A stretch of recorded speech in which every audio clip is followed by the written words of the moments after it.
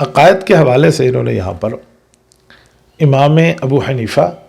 حضرت امام ابو یوسف اور امام محمد کی بات ذکر فرمائی ہے۔ تو کچھ لوگ سوال کرتے ہیں کہ عقائد میں احناف کا تو امام ابو منصور ماتوریدی رحمۃ اللہ علیہ کی طرف رجحان ہے، اس کا کیوں نہیں ذکر نہیں ہوا، یا امام ابو الحسن عشری رحمۃ اللہ علیہ کا ہے، اس کا اس طرح انداز سے بات کیوں نہیں ہوئی، کیونکہ اشعری ہوں یا ماتوریدی ہوں دونوں کو اہل سنت والجماعت شمار کیا گیا ہے، تو ان کی بات کیوں نہیں فرمائی؟ تو پہلا جواب یہ ہے کہ امام طحاوی رحمۃ اللہ تعالیٰ علیہ اسی زمانے کے ہیں، بلکہ ان دونوں حضرات سے فائق ہیں علم میں، تو اسی لیے انہوں نے اپنے انداز کی بات فرمائی ہے۔ دوسری بات کہ اس زمانے میں، جس زمانے میں امام ابو المنصور ماتوریدی رحمۃ اللہ علیہ اور اسی طرح حضرت امام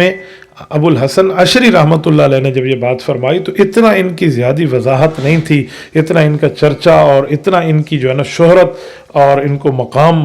ان کی کتب کو اور عقائد کو نہیں ملا تھا جتنا بعد میں ملا، تو اس لیے انہوں نے اس حساب سے بات فرمائی اور اصل کی بات فرمائی جو پہلے حضرات کے معاملات ہیں۔